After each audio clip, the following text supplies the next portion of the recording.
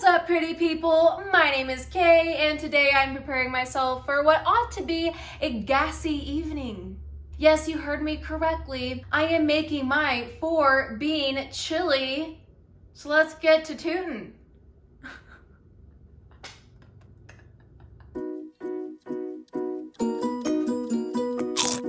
I feel like every time I make this chili, I make it just a little bit differently. And so take this with a grain of salt and a pinch of inspiration, because it really depends on how you and whoever else is eating it likes. Use this as a base and then add, remove, and pizzazz it up however you see fit. Chili is super easy and comforting, great for rainy days and chilly days.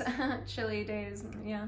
Although it is May, actually it's June now. It is June in Texas. We've had a lot of rainy days recently, an excessive amount of rainy days recently, but they've still been warm.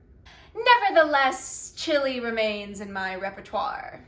It's basically just a bunch of stuff in cans with some tossed in seasonings, and I add an onion because I love them, and onions go in just about everything. The 4 beans that I use in my chili are kidney beans, black beans, garbanzo beans, chickpeas, but garbanzo is so much more fun to say, and ranch style beans with jalapenos. If you don't like it hot, that's okay. I won't judge you. I am also going to be tossing in a can of Rotel because the extra tomatoes are great and I like the green chilies, a can of crushed tomatoes, and a can of tomato sauce. The big kicker and the ingredient that's really important, that's going to really give us that chili flavor that we're looking for, is specifically Adam's chili powder. Any chili powder would probably suffice, but for some reason, this one just really does it for me. My mom's chili that she made growing up, she always used specifically the Adams. My grandma always specifically said the Adams, and I genuinely feel like their chili powder just does something different, and it's just like that flavor that I'm really loving and going for. So, I'm also gonna be doing like onion powder, garlic powder, probably like some paprika, maybe some poultry seasoning. You know, the basics that I usually use, salt, pepper, of course. Maybe a little bit of cayenne, but my boyfriend is really sensitive to cayenne. I used to cook with cayenne all the time. I put cayenne in almost everything. I love cayenne. But then once I moved in with my boyfriend, I had to stop cooking with it so much. I would put the smallest dash of cayenne into something, and he would know I couldn't get away with it. It makes me sad. I miss cayenne. Maybe I'll try again today. Put in a little bit of cayenne, see what happens. You'll probably notice, but he'll eat it anyways. So normally I would use my Instant Pot, but I'm honestly afraid that it's not going to fit because this is, oh God. Normally I would say that it would and ignore the fact that the steamer basket is just stored inside of here, but this is a smaller Instant Pot, and in the past whenever I've tried to make chili and I've just dumped a bunch of cans, it got dangerously full and it got problematic. I am also rather positive that my Instant Pot hates me because the past few times that I've tried to cook with it, it always tells me that the bottom is burning. Like, nothing's burning, stop. I don't think I know how to properly use an Instant Pot. Anyways, I'm gonna go put this away because I'm going to use a pot for safety's sake, and then I'm actually gonna get to cooking. For prep, I'm chopping up my yellow onion. Half of this big one was a good amount, but of course you can add as much or as little as you desire. I'm also using a jar of minced garlic instead of mincing fresh cloves. Okay, my eyeballs are having a hard time from that onion. It's really fresh and I have sensitive eyeballs. But I'm also just gonna be using some veggie broth instead of oil because that's my thing. I don't really like using oil that much. It saves bit, and yeah. Also gonna be using tomato paste. If you buy your tomato paste in a can rather than just getting a tube, you're really missing out because tubed tomato paste changed my life.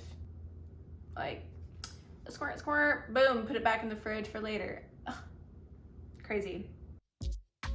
So I started off by pouring about a quarter cup of veggie broth into my pot over medium-high heat. Then I tossed in the chopped yellow onion and scooped probably about 1 tablespoon of the minced garlic into there as well. I stirred that around and added in about 1 large tablespoon of the tomato paste. Mixed that up until it's all dissolved and allowed to simmer for a couple of minutes. Now it's time to start popping open all those cans. First, the ranch style with jalapenos, the queen beans of this dish. Without them, the rest are lost in the sauce. Literally. Red kidney beans. I drained most of the juices from these. Black beans. I drained the more liquid juices, but left a majority of the juice behind because it's that good. Garbanzo beans, aka chickpeas. These I drained and rinsed before adding. For proportionality reasons, I add in another original ranch style beans, no jalapenos, because we want spice for the flavor, not the pain. Now for the crushed tomatoes. I like adding these for the texture and depth it adds to the dish. Rotel, the good and faithful. This bad boy doesn't need draining. We want all that it has to offer. And lastly, for the cans, the tomato sauce. This adds just a little extra backbone to it. Now to spice her up, the Adams chili powder, and my tablespoon didn't fit. Ugh. As I said, this is the key to the glorious chili flavor, so we are adding a solid 2 tablespoons.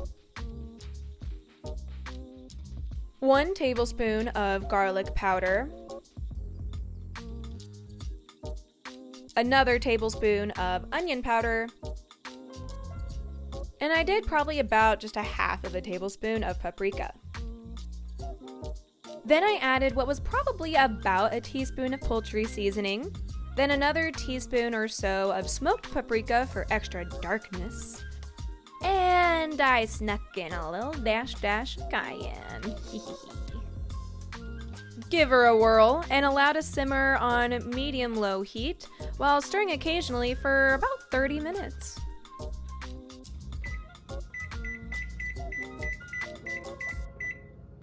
And of course, what goes better with chili than cornbread? I would make cornbread from scratch, but that's a lot more time consuming and full of effort. I'm already making a dish with a bunch of canned things because I'm lazy. I don't want to go and make cornbread from scratch. Yes, it is better, but no, I'm not going to do it. I have found this corn muffin mix at the store. It's vegetarian. I don't know why other mixes are not vegetarian, to be honest, but anyways, it calls for an egg and 1/3 cup of milk. As an egg substitute, I'm going to use a banana. I'm going to mash it up. Works really well. I've done it in the past. And then for milk, I'm using unsweetened plain almond milk. Cool. Let's go. It only made 6. Well, because I didn't want tiny little muffins. That'd be so lame, right? This is looking really good. I've been stirring it, simmering, absorbing all the flavors. Throw these bad boys in here. I think it's about like 15 to 20 minutes, I think is what it said. Get it centered. Alexa, set a timer for 15 minutes. 15 minutes, starting now. So the muffins say it should only take like 15 to 20 minutes. I'm gonna check them at 15, see how it's going. In the meantime, I'm just going to keep stirring the chili every so often. I think by the time that I take the muffins out, it'll probably been about 30 minutes that the chili's been simmering and it'll all be good to go. Look at her. It is smelling really, really good in here. It smells so good. The cornbread, the chili, it's all coming together. I did take the chili off the heat, or I just turned the burner off. I did end up leaving the muffins in for longer than 15 minutes because I wanted them to be more golden and crispy on the outside, and they just were not there yet. So I'm waiting probably like another minute or two, And then I'm gonna take those out and then we'll be ready to dig in. All right, I think they're getting there. I think we can go ahead and take it out. That looks and smells incredible. I got my kitty oven mitt. We're going in. Oh yeah, oh, hot. That smells so good. I got the chili. Turn that bad boy off. All right.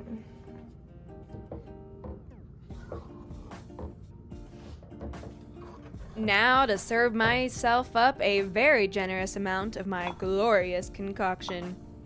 I definitely could have and probably should have used a ladle to do this, but no, I used my wooden stirring spatula and made a cajillion scoops to make my life more difficult. But look at that. Ugh. I really wish that smell-o-vision was an actual thing just so y'all could get a whiff of this. It smells so good. I'm gonna dig in. I kind of wish that I had some vegan cheese shreds to put in there, because that would be... If you have fresh green onions, you could definitely chop some of those and put that on top. That would make it look really pretty and add a nice fresh zest to it as well. These little cornbread muffins came out so cute. They're nice and golden and crispy. They kind of smell a little banana-y, but I don't think it's gonna be that noticeable. Anyhoozles, I'm about to eat my body weight in beans and then have a gassy evening ahead of me. I like beans. Beans, beans, the musical fruit. The more you eat, the more you toot. Beans, beans, they're good for your heart. The more you eat, the more you fart. The more you eat, the better you feel, so eat your beans at every meal. My dad used to sing that all the time whenever we would eat beans. Anything that had beans, he would sing that. And now as a vegan, it's very fitting because I eat beans all the time. Anyhoozles, let me know what you think about this chili recipe down in the comment section down below.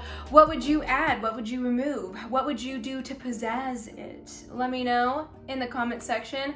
Also be sure to like this video and subscribe to my channel. Also check out my blog, it's kaylinwester.com. Follow me on Instagram, it's me at kaylinwester. And yeah. If it's nice and rainy or cold where you are, even though it's June, make some chili.